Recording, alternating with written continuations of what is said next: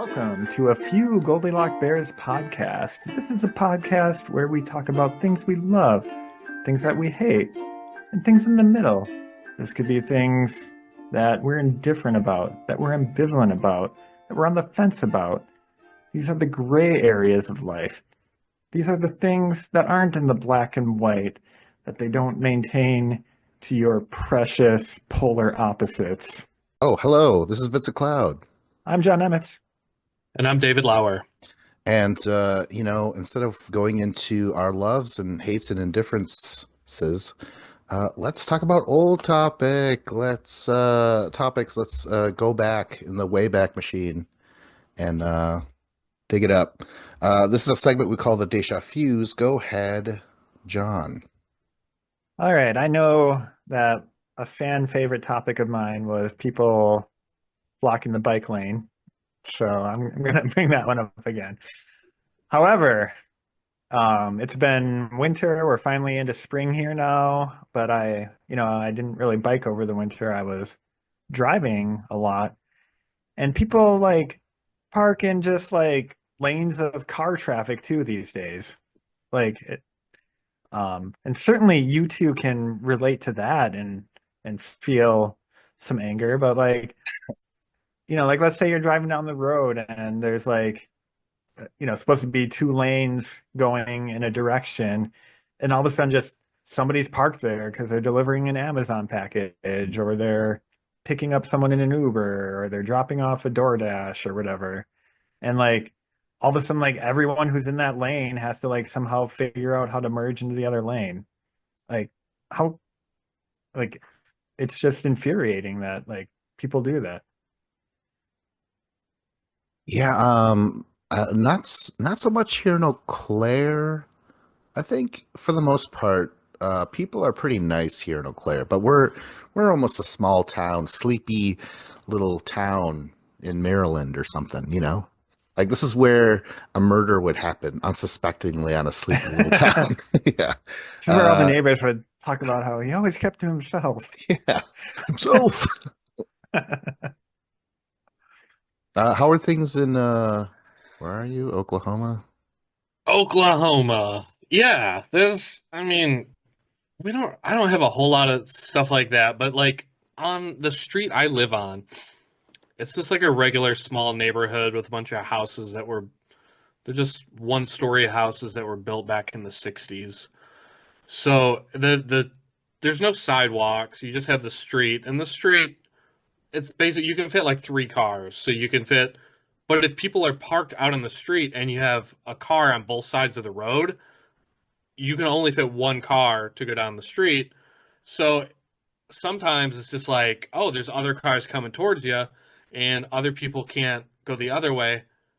And it just bugs me because a lot of these, I, I don't know. I don't understand how many people are living in these houses, but why do some of these like two-bedroom houses need four cars?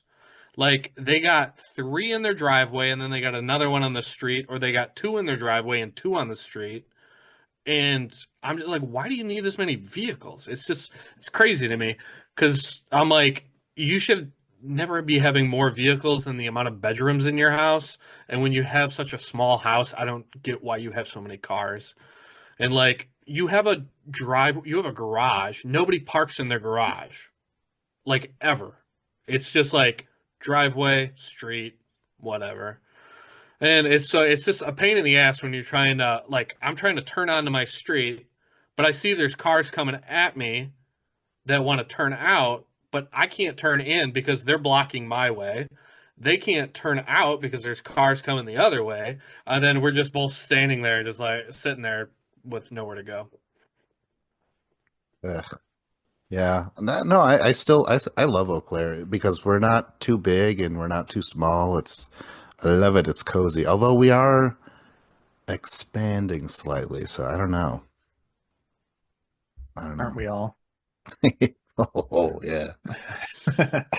um, yeah, the thing about people not parking in their garage, I guess maybe it's different down there, but like in the Great White North, like if I have a garage, I'm using it. Like I've had to park outside before and it sucks during the winter.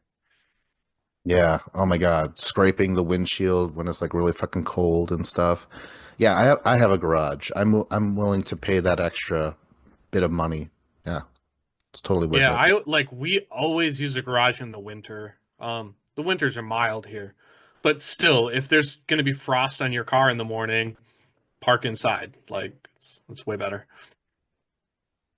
All right, let's get the show started. Dave, go ahead, man, with a kickoff. All right, I'm gonna talk about something that I'm kind of indifferent to. It's like celebrities or like well-known famous people that have like fake personas, and we've like touched on this a lot, but I just wanted to make it like its own topic so we can all kind of like list a few people. And like I don't always hate it when like a celebrity has like a fake kind of persona to the public. Like we like all people kind of do it. It's called like code switching. It's kind of like the new term for it, where if you're around your friends, you act one way, but if you're around your parents, you'll act another way, or if you're at your job, you act a different way. So like there's like that little bit of it which I understand, but then there's like certain celebrities who like go to the next level to like try to have a fake personality. Vince, you've talked about the UFC fighter Colby Covington. Yes. He has a fake personality, and he says all this stupid stuff, and it makes him seem like an idiot because he's just saying stupid shit to get a rise out of people because he wants people to be interested in talking about the ridiculous things he says. Um, and there's a guy in a band, Falling in Reverse. His name is Ronnie Radke, and he's the lead singer of this band. And he is always like in the news, and people are talking about him because he will just start shit talking about someone or something, and it will become like headline news because it's very clickbait like articles because he's talking smack. But the thing is like a lot of people don't realize that's like his gimmick. He just is doing this because it gets eyeballs, it gets clicks, it gets listens for his music. He just is acting this way, and like when you see someone doing that, like don't feed into it. Like that's my motto. Like I don't want to feed into it because I know what they're doing and it's not going to work on me. I'm not like just going to be like, "Oh, they said something outrageous. I'm going to, act a certain way." Like I don't care. I'm indifferent to it. Like it doesn't matter to me. Because there's some people who have like a fake personality. There's like comedians, like stand-up comics who have fake personalities, like Larry the Cable Guy. Larry the Cable Guy is, this redneck guy, and he did like the blue collar comedy tour, and he's pretty popular. I don't know that he's really popular anymore, but he was popular like 20 years ago, Say and the phrase, Bart. Get her get her done. done. Yeah, there you go. Yeah, but like if his name is not Larry, his name is like I don't know. It's something Lawrence. really Lawrence, yeah. And it's just like he's just like a regular guy with a regular voice, and like he fakes the accent and he fakes the persona. And it's like, okay, like I get it, you're a comedian, but it's like Jeff Foxworthy, who was popular around the same time, he is who he is. Like that's him all the time. Jeff Foxworthy is not faking that accent or anything about him. He seems to be genuine. So, uh, so with Larry the Cable Guy, like I've never been able to really get into him because I just feel like he's faking it the whole time. Yeah, I mean, Oh, with him, I heard something about how I don't know if he had other characters too, but like he would do stand up like in his normal personality, and then he'd do like this as like a character, just like as part of the thing, and found that people were reacting way better to that character than to his normal act, and then just decided to adopt that persona completely. That makes sense. I know, like Avril Lavigne. I don't know her. I've never seen what she's like, but people have always said that when before she got famous, she was like a cutesy like pop star, like a Britney Spears or Christina Aguilera, but that wasn't working out. So then they're like, wait, what if we have you with black hair and eye makeup, make you a little more punk rock skateboarder girl? and then they came out with her like her music producers kind of created this persona for her, and then she got really famous. Like, and so there's a new singer out there. Her name is she's gonna play at Rockfest this year, so that's why I know about her. But her name is Poppy. She was like a YouTube sensation like 10 years ago. She's been trying to make it in music for like 10 years now. She's 30, so she's been trying since she was 20. And she used to be a pop, and then she tried like a little more hip hop, and that wasn't working. And now over the last year and a half, she switched to being like metal or like death metal. And it's like she's just changing her personality, and like everything about her just screams fake. And I don't think like anything about her seems genuine at all. And like I don't know, especially like in music, you kind of want to have a connection to the artist and think that they're real and they're not just like performing and just faking who they are. I don't know. What do you guys And think? this Poppy person, I imagine it's the same person I'm thinking of. I don't know, like 10 years ago, I won, or maybe not that long ago, I won this like VR headset thing at a conference, and I was like on YouTube looking for VR videos, and there was like a weird video of, I think it was her, it was like Poppy pops bubbles or something like that, and it's just like this creepy girl being like, "Oh, do you look at the bubbles?" And there you're like in this 3D thing with like bubbles around you, and it was like really awkward and weird. But I Yeah, think it's the same person probably. that's definitely her. There's like weird conspiracy theories online about how like she's like a weird psyop and a plant, and like they're just trying to see like how they can make anyone famous and popular or viral. Like their content can be like so bad, but they'll still get 4 million views on YouTube somehow. Fucking I mean, I crazy. watched that video, so I don't know. Could be. I, I mean, but like if the algorithm is just feeding it to everyone who goes on YouTube, if you search something generic like VR video and it gives it to you, like yeah, I don't know.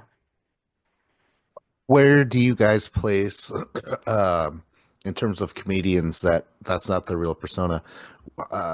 Triumph, the insult comic talk. Uh, Um, Well, he's obviously playing a character because he's a puppet. but then you have Bobcat Goldthwait. He became very popular because he was like, I can't do the fucking voice. I can't do it. It's really hard. Yeah, but like that wasn't his real voice, and he created persona and stuff. Same with Gilbert Gottfried. Like I think Gilbert Gottfried's funny, even though his persona is fake. You know? Yeah, he's got the weird. I never knew that voice was fake until after he died. So like, he held down that gimmick so well. I had no idea. Yeah, oh yeah, and shit. it sounded like he would hold it down even like just amongst his peers, even when like they weren't on stage or whatever, What? he would do it. And every once in a while, like let it slip and Yeah, just he would be like like talk on. normally to someone, but Yeah, he'd be like on Jay Leno, and he would tone it down a lot. So you're like, oh, okay, he just amps it up for his act, but he was just toning it down to like a 6 out of 10, and then for his performance, it cranks it up to a 10. Um.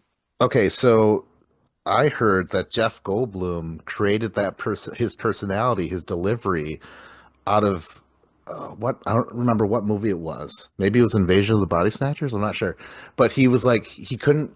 He was getting flustered and he couldn't remember his lines, so he's doing the Goldblum thing, and the director's like, "Do that again." It's like, why would I? Why would you want me to? Like he started to do his Goldblum thing, and from then on, he's just like, "Oh, that's my thing." So that's a whole. I would say that's a persona, right? I mean, because that's how he acts Perhaps like in real life. He's like, oh yes, interesting. Like he does that in real life. yeah, he was in the movie Wicked recently, and he was that exact same person. I'm like, oh, he's not even acting; he's just being himself. But apparently, he's not even himself. Yeah, I think myself. that's the thing. And then, okay, I've always been bothered by this. Jennifer Lawrence, enough with the, oh, I'm just a normal girl sort of thing. Like she always does that. Like it's never brought up in interviews, but ask her anything. She's like, oh, my favorite color is this because I'm just normal, I'm just a normal regular person, like she's constantly like just doing that. And it's like, no one asked, motherfucker. Like, stop selling yourself as this person. And like people say when she tripped in the Oscars, that was all fucking planned, Like, oh, she's lovable and klutzy and she's so normal. It's right. Normal people trip. So dumb. Hate that. Well, that's just a funny movie trope, like not like funny laughing at it being ridiculous. How like they always take like the insanely attractive woman, but she'll be clumsy. So it's like, oh, she's not like she's approachable. She's clumsy, you know. Yeah. Do you guys know about Joe Bob Briggs? No. No. Damn it. Oh my God. That was going to be a future love, Monster Vision. Anyways, he's, with a name like Joe Bob, he talks like that. He's from Texas and stuff, but he's admitted, like, this is not my real name. He hasn't quite said this is not my real voice, but I feel like that's been out there, put out there. Um, okay, but finally, though, I do want to include Anthony Jeselnik. That's not his real personality. He's not really that awful, but he's still hilarious. So I want to put that out there. Yeah. Yep. Yeah. Um, his like he's definitely like I don't know. I compare him a lot to like Daniel Tosh because when they're like in their comedic zone, they will go like they're super like offensive and like oh shit like shock value funny. Mhm. But like there are times I've seen Anthony Jeselnik on a podcast where he's relaxed and he's not like acting that way. But if you watch like an hour stand-up special, he's that crazy person the entire time. Oh yeah. Yeah, I guess maybe one thing that's weird is yeah, when they don't drop the act ever. So like yeah, like go ahead, do your stand-up routine as your persona, but then just like be a chill, normal person when during interviews and stuff. But I don't know, maybe that would ruin it for like it bothers me less for stand-up comedians, I guess. But I guess even then, like I'm thinking compared to musicians, like you want to believe that your musician actually likes the music that they're playing. And when they've like adopted a fake persona, it just makes it feel like, oh, like do they even enjoy the music they play? Do they like what they're doing? Or did they just choose it because like, oh, this was the way for me to get famous? Whereas I feel less that way with a stand up or something. Even the actors, like yeah, like the Jeff Goldblum thing is kind of interesting now, if the origin of it is just like something that happened in a movie and then like that is his persona during interviews and stuff too, kind of. So Mhm. um makes you wonder. Okay. Do you count Bob Dylan? Because that's not the way he speaks. Like like that accent and stuff. Like if you get him talking, he just sounds like, "Hey, how's it going?" I'm Bob Dylan. But yeah, when he's singing, it's a totally me. I had no idea. Oh, really? Oh, shit. Not even Timothy Chalamet would get you into the theaters, huh? To watch that Bob Dylan movie? I do want to watch it just because of Timothy Chalamet. Yeah. He was great as Wonka, so I mean I want to see him as Bob Dylan. Wonka. But the thing is I'm not really into Bob Dylan's music that much, so like I've in no hurry to watch it. But you guys, or what were you gonna say? Oh, real quick, Jack Black. That's a persona. He's not like always pissed off at Kyle and shit like that. Like he What? just. Well, But maybe these days. yeah, exactly. But I consider that Oh yeah, that kind of goes back to like when I don't consider them the same people, the actor and the musician, because Jack Black, that's a performance the whole time. Yeah. Go ahead though, Dave. I was gonna say, like another comedian is Bert Kreischer, who's known for being like a party guy. He's got like a big beer belly and he takes his shirt off. Oh, that And dude. Oh my gosh. yeah, and like he's talked about it on his podcast where he's talking about he's like I fought against becoming this caricature of myself because he's like when I first got famous, that's what people knew me for, the drunk guy who took his shirt off and is kind of a slob looking. He's like I didn't want to be that anymore, but when I stopped doing all that stuff, all of my fans went away and nobody was interested in me anymore. But then if I took my shirt off again and started acting like the crazy drunk guy again, then I people were more interested in my stuff. And he's like, I have to do it. Like I have to be this character. And it's weird because he doesn't want to do it, but he kind of does it out of necessity, like he has to sell out, and he's kind of become that person. And I wonder how much like his drinking, because he's an alcoholic, it seems like, and like how much he didn't want to do this, but he kind of felt forced to in order to be like a successful stand-up comedian. Ooh, one more comedian, Tommy Chong. That's not. He doesn't actually talk like that, man. Hey, man. Yeah, he doesn't talk Are like you that at all. sure? Are you sure? Going back to like Tenacious D though, like that's an interesting one. Um, like a lot of like the metal bands and stuff, like, I don't think they're actually worshiping Satan on their off time. Okay, yeah, But yeah. like, Alice Cooper, right? yeah, but Ozzy like, Osbourne. right. But I don't take that like, okay, that's just like a fun stage thing to do or whatever. Like it's I don't take that as like, oh, they don't actually like their music. Like they still, I'm sure, like the music that they're playing and enjoy it, but they're like that whole like metal whatever persona is different. All right. Segue challenge. Uh, I mean, let's be real finally, huh? Let's all take the mask off let's and admit reveal. we didn't enjoy this topic and be ourselves. All right. Okay, I have a love. I still love Goosebump artwork.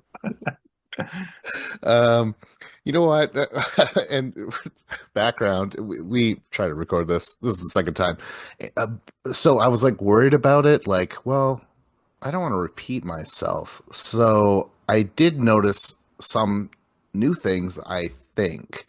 But I'm going to start off with just why I like them in general, the broad strokes, if you might say.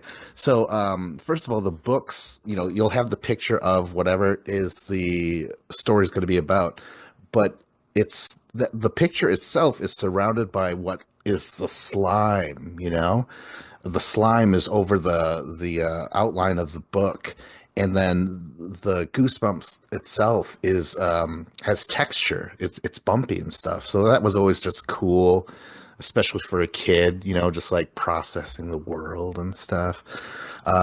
Great angles. It's you could be very intimidated because you'll be low and the creature will be above you or something. And it'll do other things like you'll be high up with that creature and you'll get a sense of like, oh my gosh, I'm really high up and stuff like that. So that's really cool. Lots of fisheye lens to kind of warp the surroundings and then make you focus on the creature, wherever it is.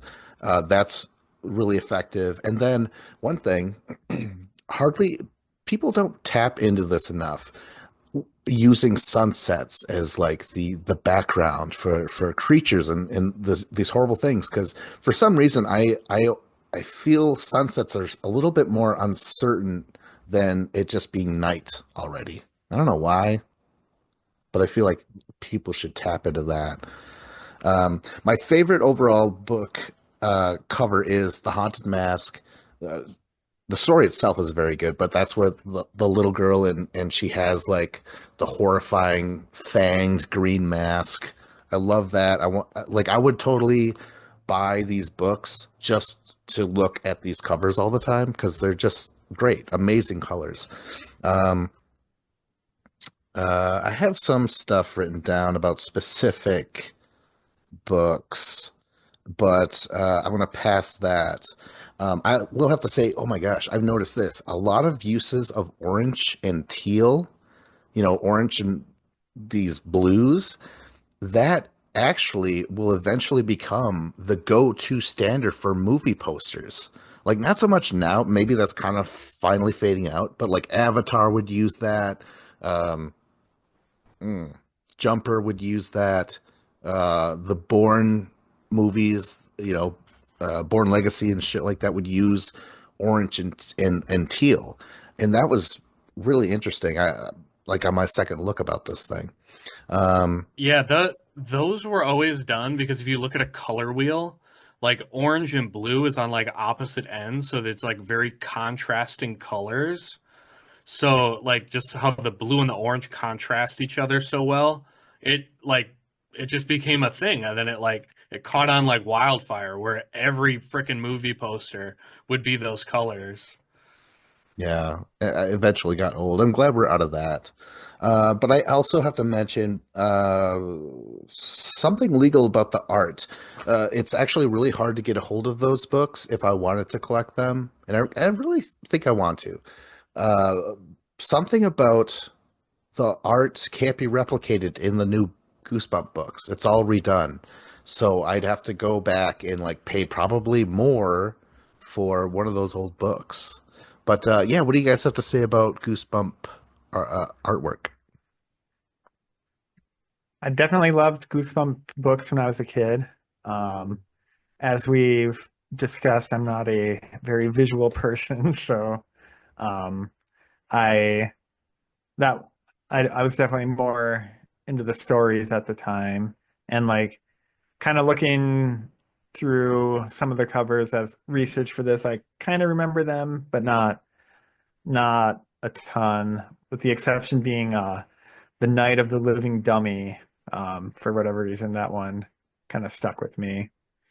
Um, were you saying before that, like, is there artwork beyond the cover in Goosebumps books, or Uh, like in is the it only the back covers, or inside? or No, there's no or pictures just like, inside. oh, okay, yeah, okay, Yeah. I didn't remember that. Okay.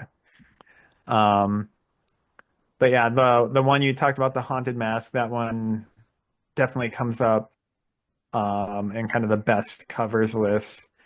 And there Sweet. seems to be like one guy, Tim Jacobus, who did like a lot of like the really iconic ones. Um, like the one with the slime going down the stairs, the monster blood one, the living dummy one. Um, there's one where there's like somebody, it's like a skull just like above the surface of the water. That is the Um, scariest one by far to me. I don't even like looking at it. It's so freaky. the Curse of Camp Cold Lake. Yes. Um, but yeah, these are great. And it's like, um, like from what I remember of the stories, I think these covers are a lot creepier than a lot of the stories actually turned out to be, being the age range that they were written for. Yeah, for sure.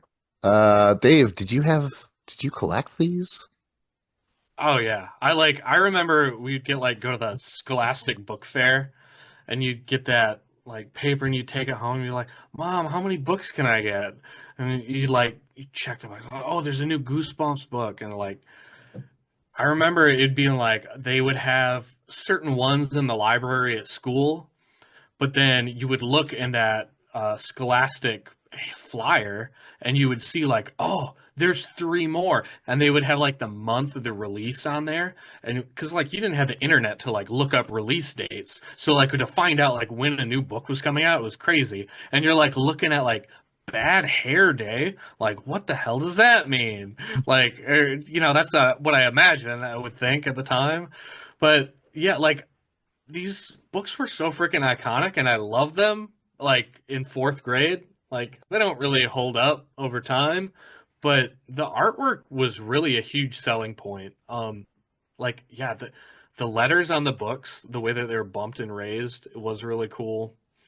Like some of the ones I loved, like I know exactly the books I read because I can say the title of it and like I vaguely remember some of the stories like The Monster Blood and Say Cheese and Die. Stay Out of the Basement. That was one of my first ones I think I read.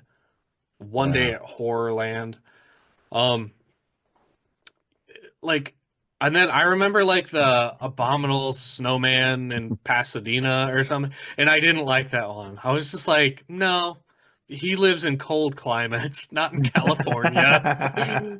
You can't fool me. Not buying it. Yeah, I don't know.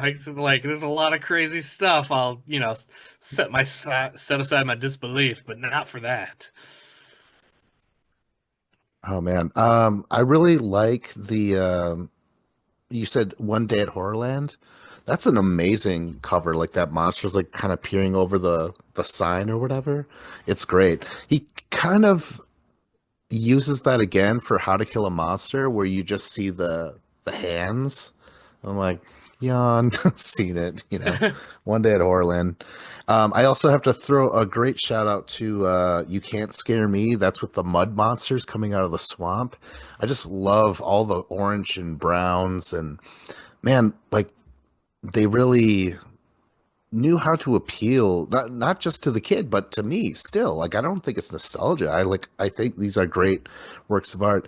There's the awesome image of Return of the Mummy, because in the first one it just showed a mummy with red eyes and I'm like, all right, but then in the second one it's this awesome sarcophagus and you can see it open up and you just see the arm, and then there's like these long green like scent waves coming out, so you just know it fucking smells and it's old and ancient. So much better than that first cover. That's crazy. Just a lot of imagination and trying to get your point across in the covers as well. It's very good.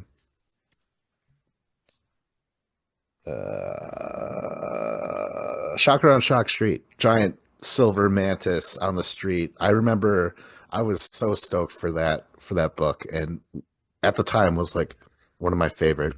Yeah. Segway challenge. Should wait, is that blood or is that turn the page to the next chapter? Because they would always end on cliffhangers, Oh, right? that's right. Yeah. Turns out it's just a segue, yeah. Yeah.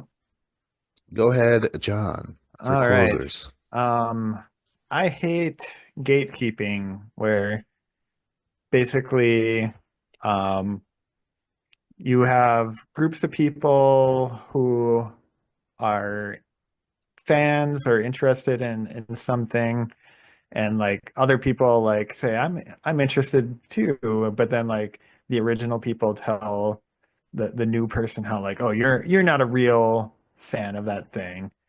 And like um this happens a lot less to me now. I think just to some degree people kind of grow out of it and just become more accepting of stuff, but it definitely used to happen. Like um I used to, I brought up the topic of the Linux operating system one time, and like I feel like gatekeeping is a real computer nerd thing to do. It's like, oh, really? You like Linux because you use that easy version that's easy to install. I use the version that's like old school and really, you have to be smart to use it. And um or like I guess there's a lot of one upsmanship with gatekeeping too. It's just like, um, oh, you're into muscle cars. Like my car is like faster and better or whatever. It's just,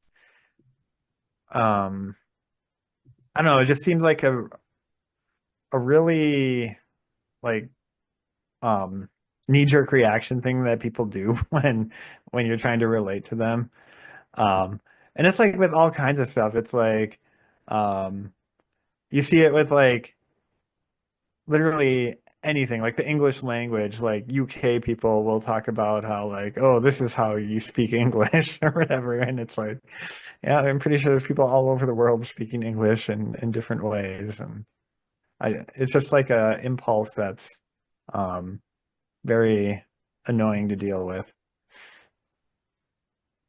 Yeah, I mean, I don't know. The first thing I thought of was when girls started to get into like, go to Comic-Con and stuff. And like the guys would be like, yeah, name, Oh whatever, yeah, yeah, exactly. and it's like, dude, you guys finally have women around. Why do you want to act that way? You know, like I always thought that was so dumb, so illogical, like if I would have dressed up as Spock, I could have told them it was illogical. Yeah, I always felt that was so weird. And like, you don't want to be the asshole. Like you see a girl wearing a Pink Floyd shirt and you're like, name three songs. You don't want to be that Yeah, and person like at all. music is a huge one for that. Like, oh, really? You like punk rock, but you know, like those bands they're too pop punk or whatever. And like it's I have the real definition of what punk rock is. What do you guys say, Dave? Yeah, I felt that way a lot. Just talking like downtown on Water Street, drinking at the bar. If I would go to like the joint where there's like a bunch of hipster people, the hipsters would always be super gatekeepy with music, where they're like, "Oh, you like the White Stripes?" I'm like, "Yeah, I love the White Stripes. They're great." But then they start naming off these other like punk bands that I have no idea what they are. And they're like, "Well, you're not really a fan of that type of music if you don't listen to this stuff too," you know? Like, okay, And and just you're like, everything was never like, said I was. yeah, I was like, it's. I mean, I like the White Stripes, but like, oh, they're sold out, they're mainstream, you know. And then like All people who correct. talk, and like it happens with video games too, where people are like, "Oh, are you a PC gamer? Oh, you only play Xbox? That's not you're not a real gamer if you play consoles. You have to be a PC gamer." And the same thing with like oh, you only play on handhelds or like mobile games, so you're not a real video game player. And it's like there's tons of different ways you can play video games, and like I don't know, it's people just want to like put all these like, oh, you're not legit unless you've done it the same way I've done it, and I don't know, it's super annoying. Wow. You know what? There's been gatekeeping in terms of like like, oh, you're from this tribe? Like, yeah, I'm from this tribe. Like, well, do you know the language? Like they'll throw stuff at you, like within our own tribe sometime. It's so stupid. Yeah, it's idiotic. Um, People, we need to like look for our similarities, not search for the differences. yeah. I'm trying to think of other stuff. And the part of it, this is somewhat related, but the whole thing of like, what? You've never seen X movie? Like, and you just like kind of shame people because they hadn't seen something or heard of something. Yeah. Yeah, it's useless. I mean, it's to me, it seems like you want more people to share your love, right? Why chase them away? But then again, John, you're like, yeah, maybe you just grow out of it. Maybe that's a young man's thing, young woman's thing. Like I don't really do that now. I don't know if I did then, but maybe. I feel like some of Yeah. it kind of happens with people who like are hazing people. And they're like, well, you got to pay your dues. You got to do this and this. And I went through this, so you're going to have to go through this. And they're like, you're not going to be like one of us until you've gone through this. Like people do that at jobs where they're like, oh, you're the new guy. You gotta take all this shit at the beginning. We all had to do that. Not cool. Mhm. Is that the show? Yeah. Is that it? we got our endings pre-recorded now, so I guess that's it. That's it.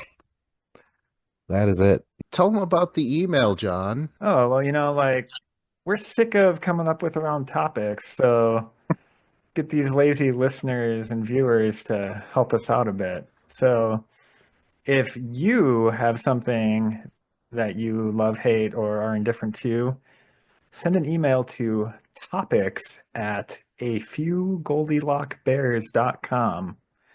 Um, we'll put a link in the show notes here and tell us what you love, hate, or are indifferent to and why. And maybe we'll talk about it on the show.